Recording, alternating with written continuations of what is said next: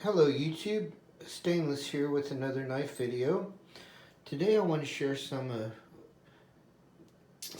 my, I guess I'm going to call them mementos from my collection that happen to be military knives. This one here in particular has a name it got. It's called, a lot of people refer to it as the demo knife. Now apparently there was a belief that it was non-magnetic and could be used for, I don't know, setting up explosives or defusing bombs, and hence the idea of the demo knife. The truth is, it is stainless steel through and through. It's just a hunk of stainless steel that, yes, will attract magnets. So that was not actually its purpose. I believe its purpose was to be a useful tool for soldiers in the field or any branch of the military, that they could have a sound cutting instrument. It's based on your basic Boy Scout or camp knife. You have a can opener and other tools. This one in particular has a cap lifter, screwdriver, and a punch. So it follows that kind of same line. These have a particular sentimental value to me, as my father really liked these pocket knives. He didn't carry them on his person all the time. They kind of wouldn't ride too well in your pocket. They're a little hefty and kind of big. But he would always have one in his glove compartment. If we were doing some project around the house, if we were doing chores, yard work, to be sure, he would say, hey, do you have a pocket knife? He'd hand me one. He'd given me a number of them over the years. I think one of these is actually one of those actual knives. The other two I acquired as an adult. And these are definitely knives that he gave me. The TL-29, also another legendary military style pocket knife. It's probably seen service, I guess, maybe in World War II, Korea, Vietnam. I do not believe that they issue these anymore, at least not Camillus. These are made by Camillus, these are made by Camillus. I do believe you could buy a knife very similar to this, looks exactly like that. It is made by the Ontario Knife Company, or Marbles, but it's not going to be a Camillus. An interesting thing about the demo knife, or the U.S. military pocket knife, is that on the blade tang, where it says Camillus, it usually has the date it was manufactured. I always thought it's really neat. If you were in the military, you could commemorate the time when you went in or got out, or maybe the year you were born, by getting one with the proper year. For example, and if you could, let's see if I can get it to read that date. This one says 1987. This is definitely one of the ones that my father gave me. There we go. Can you read it right there?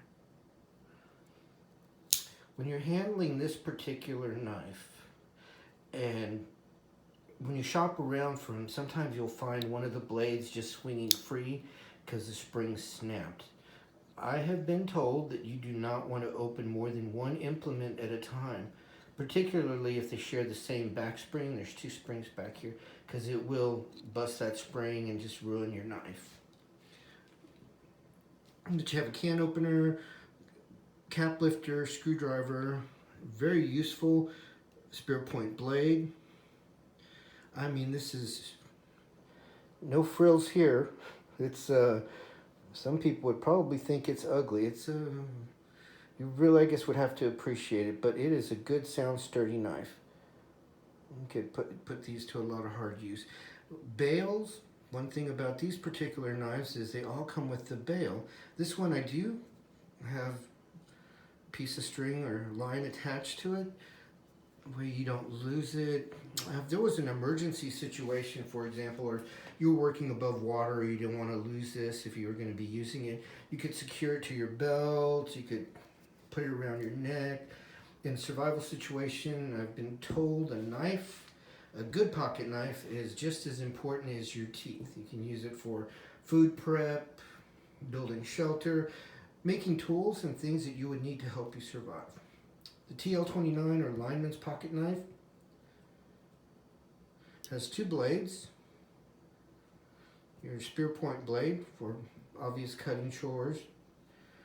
And this stylized or specialized blade can be used as a screwdriver. You could use it to scrape insulation off of wiring. It does have this leaf lock or liner lock, you could say. It looks like it's brass. It's not the strongest thing, but it definitely holds it open when you're using it. I have some other examples. Now, this is also a Camillus knife.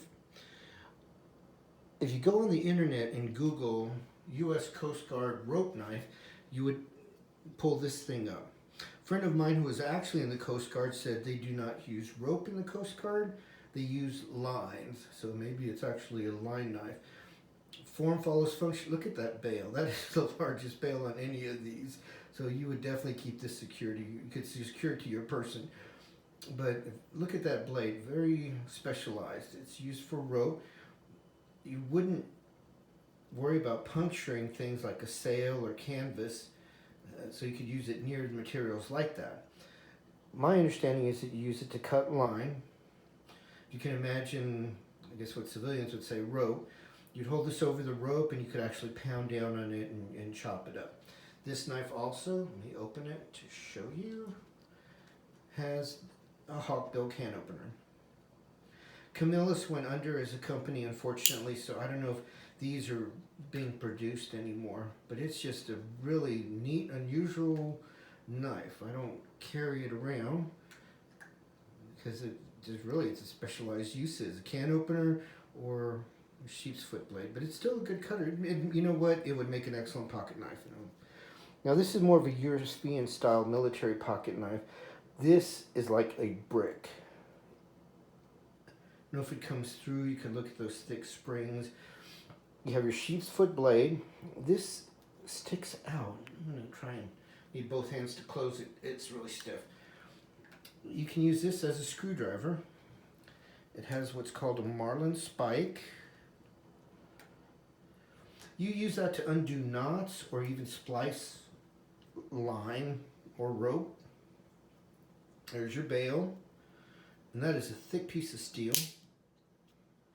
I'm going to try and see if I can get the can opener. I need takes a little work. And you have this combo blade also. That is a can opener at the front part. You puncture with this and use this to leverage it up and tear through the metal of the can. And this is a cap lifter.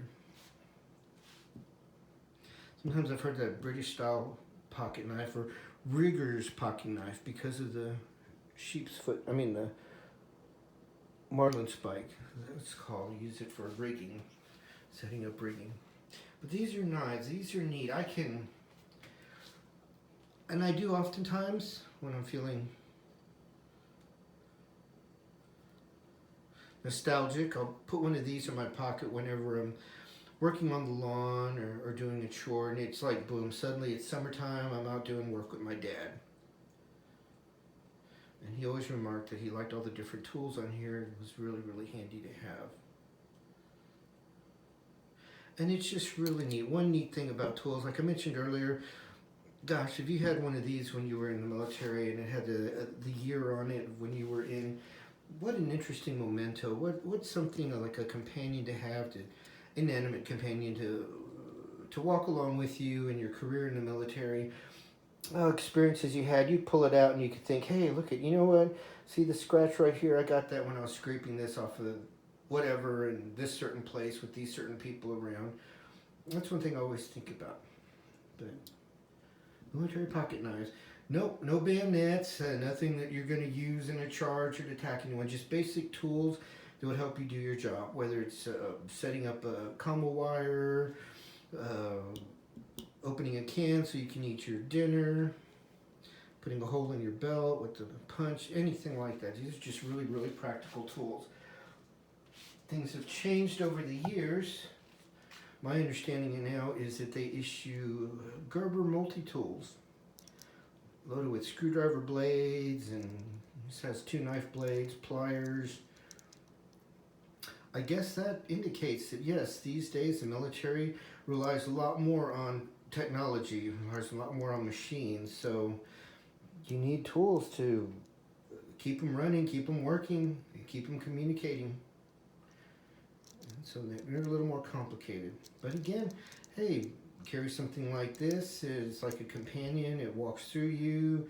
You've used it, and maybe could hold like some memories, almost like a scrapbook. Every scratch, every nick, kind of offers like character. It's almost like a scrapbook in a way of dents and bangs and scratches. Well, here you are. Here's my collection of some military pocket knives. Some of these designs, like I said, can still be found brand new these days, are being manufactured by other companies like Marvels, and I think Ontario makes their version of this also.